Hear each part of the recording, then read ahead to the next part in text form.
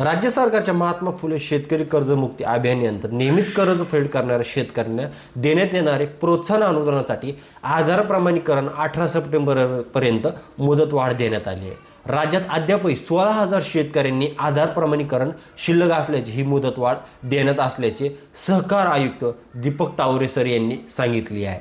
तर मंडळी, नियमित पीक कर्ज फेड करणाऱ्या शेतकऱ्यांना राज्य सरकारकडून महात्मा ज्योतिराव फुले शेतकरी कर्जमुक्ती योजनेतून 50,000 रुपयाचं प्रोत्साहनपर अनुदान दिलं जातं। मात्र काही शेतकऱ्यांनी आधार प्रमाणीकरण न केल्याने त्यांना हे अनुदान मिळालं नव्हतं। आता अशा शेतकऱ्यांसाठी आधार प्रमाणीकरण करण्यासाठी मोहीम राबवण्यात येत आहे।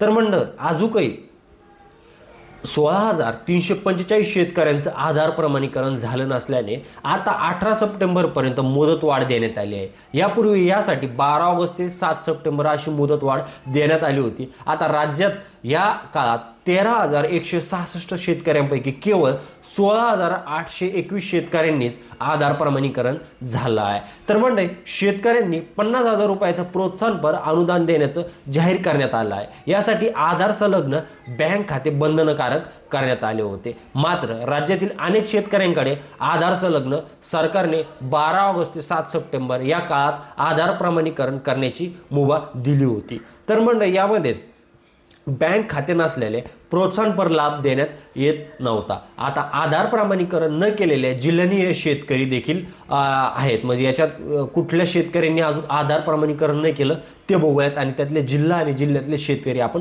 बघणार आहोत। तर मंडळी, सर्वप्रथम येत आहे पुणेमध्ये 651 शेतकरी अजूनही आधार प्रमाणीकरण न केलेले आहे। त्यानंतर ठाणेमध्ये 64, हिंगोलीमध्ये 127, पालघरमध्ये 140, लातूरमध्ये 993, धाराशिवमध्ये 1,158, रायगडमध्ये 174, बीडमध्ये 226, रत्नागिरीमध्ये 637, नांदेडमध्ये 872, सिंधुदुर्गमध्ये 224, अमरावतीमध्ये 234, नाशिकमध्ये 484, अकोलामध्ये 119, धुळेमध्ये 229, वाशिममध्ये 161, नंदुरबारमध्ये 145, बुलढाणामध्ये 100, जळगावमध्ये 1053, यवतमाळमध्ये 1303, नगरमध्ये 706, नागपूरमध्ये 483, सोलापूर 260, वर्धामध्ये 219, कोल्हापूरमध्ये 1427, चंद्रपूरमध्ये 324, सांगलीमध्ये 446, भंडारामध्ये 681, सातारामध्ये 537, गडचिरोलीमध्ये 175,